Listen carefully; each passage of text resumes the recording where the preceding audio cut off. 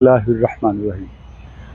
उम्मीद है तमाम दोस्त अहबाब ठीक होंगे। तो आज का जो सेशन है, छोटा सा एक सेशन, काफ़ी सारे दोस्त अहबाब जो मेरे पास पहुंच नहीं सकते, कोई कराची से है, कोई पेशावर से है, कोई बलूचिस्तान से है, जिन जिन दोस्त अहबाब के स्पाइन रिलेटेड मामला हैं, रीढ़ की हड्डी के मामला, उसमें ये गर्दन के मोरों की तकलीफ है, थोरैसिक जिसको बोला सर्वाइकल जिनको बोला जाता है, फिर ये यहाँ से पसलियाँ जहाँ से ऊपर ऊपर है, ये थोरैसिक एरिया बोला जाता है। और इसके अलावा लंबर जोन के जितने भी मामला हैं उसमें बल्जिंग है, हर्निएशन है और काफ़ी सारे मामला जो इंग्लिश टर्म में हमारे मेडिकल साइंस में यूज़ होते हैं।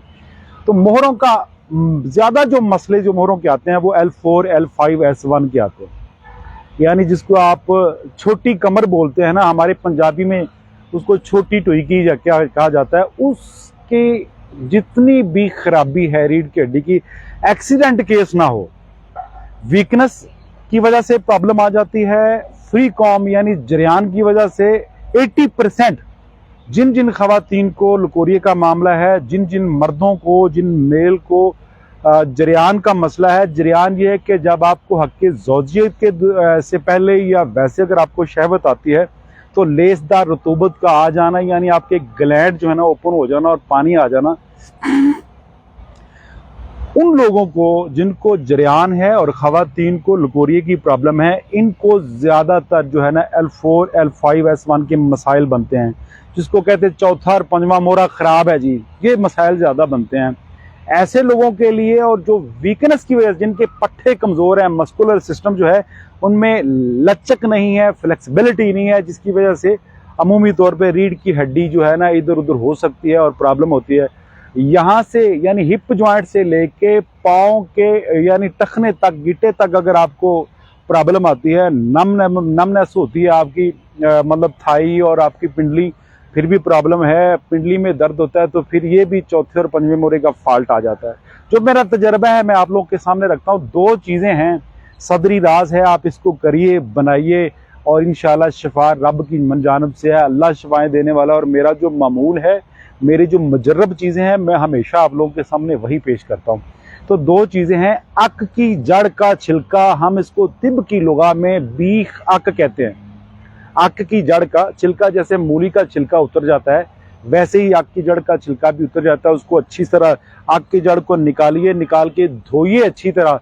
धोने के बाद उसको खुश्क करिए किसी कपड़े से या टिश्यू पेपर से या टॉवल से, और उसको थोड़ा सा आप अगर को फोर्स करेंगे तो उसका छिलका ऑटोमेटिकली उतरना शुरू हो जाएगा। वो छिलका बीख अक, ये आपको पंसार स्टोर से नहीं मिलेगा, ये आपको खुद ही मेहनत करना पड़ेगी, खुद ही निकालना पड़ेगा।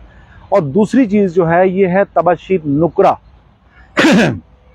तबाशीर नुकरा और बीख अक, इनको पाउडर कर लीजिए, 00 का कैप्सूल भर लीजिए, सुबह शाम एक एक कैप्सूल दूध के साथ खाने से घंटा बाद लीजिए, 16 कैप्सूल खा लीजिए। इंशाल्लाह बिफज़लिल्लाह रीढ़ की हड्डी के जितने भी मसाइल होंगे, एक्सीडेंट का केस ना हो, क्योंकि एक्सीडेंट के केस उससे आपकी हड्डियां, आपका मस्कुलर सिस्टम डैमेज होता है, तो उसकी मैं गारंटी नहीं देता।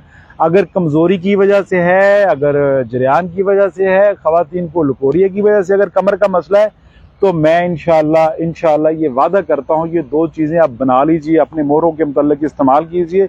एक तो कमज़ोरी नहीं रहेगी और दूसरी बात यह है कि जहाँ जहाँ मामले ख़राब है वहाँ मामले ठीक हो जाएंगे। अक की जड़ का छिलका यानी बीख अक और दूसरा तबाशीर नुकरा, ये आम सी दो दवाइयाँ हैं। ये हम वज़न लेके पसवा के 00 का कैप्सूल भरिए, सुबह शाम खाने से घंटा बाद दूध के साथ एक एक कैप्सूल इस्तेमाल कीजिए। इंशाल्लाह रीढ़ की हड्डी लोहे की तरह हो जाएगी अल्लाह के हुक्म से। और अगर आप पेन किलर बार बार खा रहे हैं,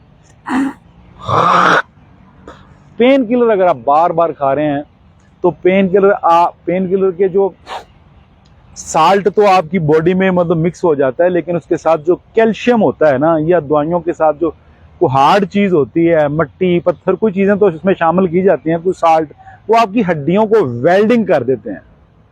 और आपकी हड्डियों की जो कमर की हड्डी है, जो स्पाइन है, मैंने उसकी नोकें बनती हुई देखी। ये मेडिकल के जो लोग हैं मेरी इस बात को जरूर समझ जाएंगे कि मैं क्या कहना चाहता हूँ। एक अरसा तक आप पेन किलर मेडिसन जॉइंट्स के पेन के लिए, रीढ़ की हड्डी के लिए मत खाइए। अगर आपने दवाई खानी है तो अपना मुकम्मल इलाज क्यों नहीं करवाते। बीख अक और तबाशी नुकरा, ये मेरा मामूले मतलब है, ये मैं हम हर मरीज को देता हूँ। तो ये बताया इसलिए जो मेरे पास नहीं पहुंच सकते वो इसको यूज करें। और मैं आपको कैसे यकीन दिलाऊं, मेरी बातों से आपको इत्मीनान तो होगा, यकीन तो होगा। ज्यादा नहीं तो 4 दिन इसको यूज करके देखिए, फिर आपको पता चल जाएगा कि सच क्या है और झूठ क्या है। मेरा मकसद अपना नाम बनाना भी है और मेरा मकसद आप लोगों की इस्लाह करना भी है। मेरा मकसद जो अल्लाह ने मुझे एक इल्म दिया है वो आप लोगों तक बांटना, ये मेरी जिम्मेदारी है। तो आप लोग मेरा साथ दीजिए, बताइए तबाशिर नुकरा और बीख अक, इंशाल्लाह फायदा होगा। वमा अलैना। हाँ, कमेंट में मुझे अपनी राय दीजिएगा, इंशाल्लाह मैं आपके जवाब दूंगा। अक्सर काफी सारे दोस्त जो मुझे कहते हैं कि आप कमेंट के जो है ना आंसर नहीं देते। भाई आंसर मैं देता हूं, जो खास चीजें होते हैं उनको बताता हूं, दूसरों को मैं लाइक जरूर कर देता हूं। मेरे यूट्यूब चैनल पे जाइए, अबू अब्दुल्ला सूफी 786, वहां काफी सारी चीजें पड़ी हुई हैं, आपको इंशाल्लाह फायदा होगा। बहुत शुक्रिया। वमा अलैना इल्लल बलागुल मुबीन। अस्सलामु अलैकुम वरहमतुल्लाहि वबरकातुहू।